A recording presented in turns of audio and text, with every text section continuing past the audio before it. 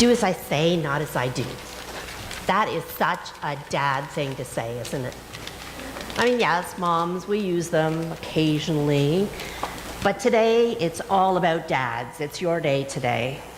So ladies, feel free to have a nap. Think about your dinner in your head and plan it out if you want to. This is for dads. So, do as I say, not as I do. How's that working out for you? Yeah. Personally, I have never found that to be effective in the least. But maybe your kids were nothing like mine. Maybe you had quiet, biddable, obedient children who never talked back to you. Nothing like mine. Mine were more likely to say, but you were cussing at that person on the road. You didn't eat all your vegetables. You told that police officer we were speeding because we were in a hurry to get to church. Not that any of those things happen. I'm just using them as examples. I think Jesus was making a striking example in this passage that we read this morning. Do not as they do, for they do not practice what they teach. And that would seem to speak directly to all of us, but it's all about you today, dads.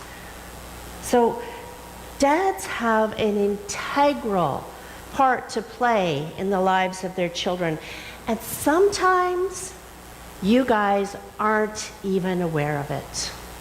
I have this wonderful video, it's queued up and ready to go there, Carrie, about our children watching us.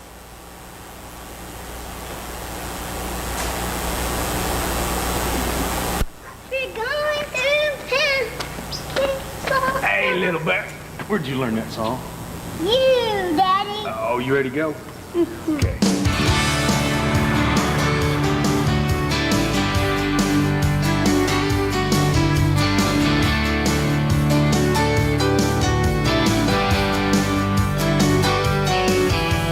Driving through town, just my boy and me, with a Happy Meal in his booster seat, knowing that he couldn't have the toy till his nuggets were gone. A green traffic light turned straight to red. I hit my brakes and mumbled under my breath. His fries went a-flying and his orange drink covered his lap. Well, in my 4-year-old said a 4-letter word. It started with S, and I was concerned. So I said, son, now where'd you learn to talk like that? He said, I've been watching you, Dad, ain't that cool? I'm your buckaroo, I wanna be like you and eat all my food and grow as tall as you are. We got cowboy boots and camo pants, yeah, we're just alike, hey, ain't we, Dad? I wanna do everything you do. So I've been watching.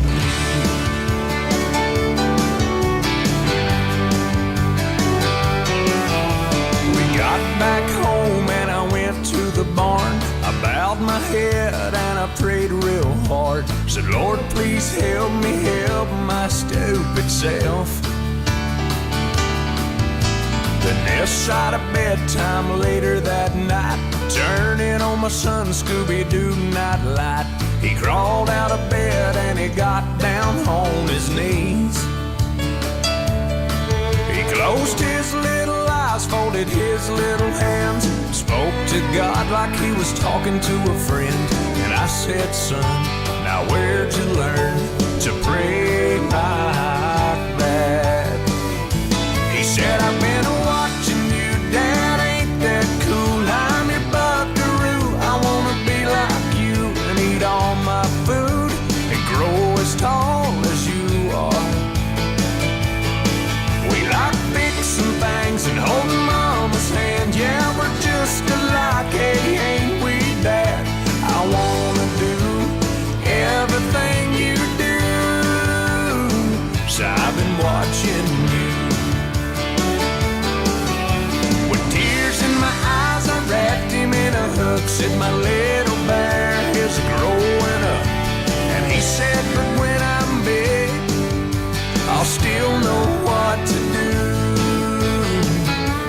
'Cause I've been watching you, Dad, ain't that cool? I'm your buckaroo, I wanna be like you and eat all my food and grow as tall as you are.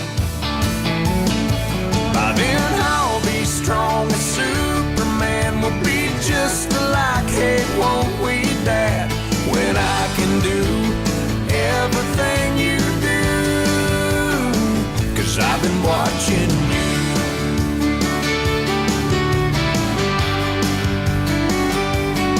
Hey, yeah.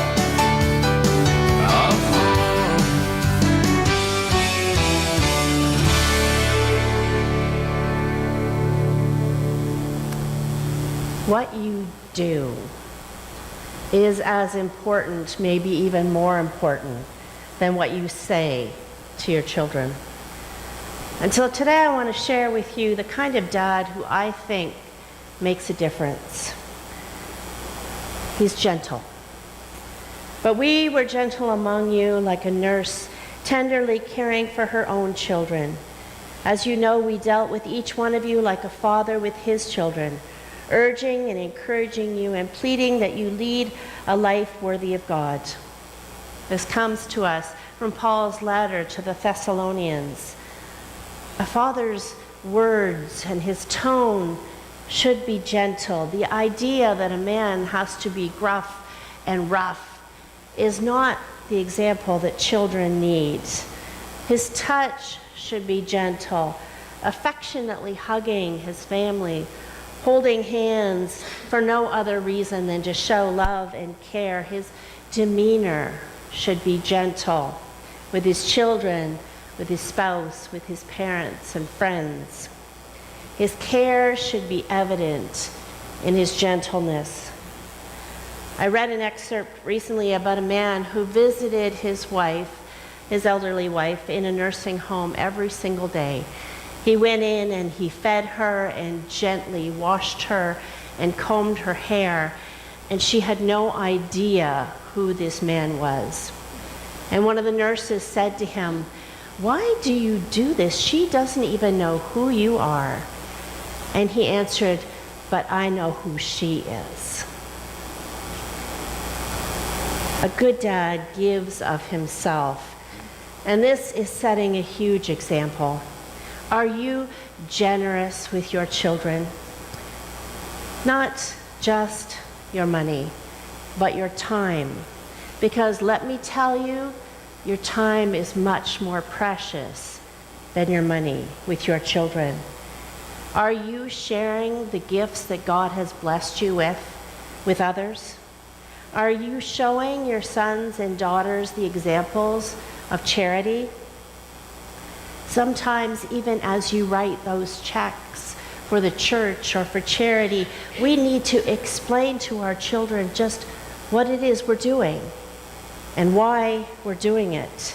But better yet would be to take our children to a food bank or to community care or a shelter and show them that it's important for us to care for others.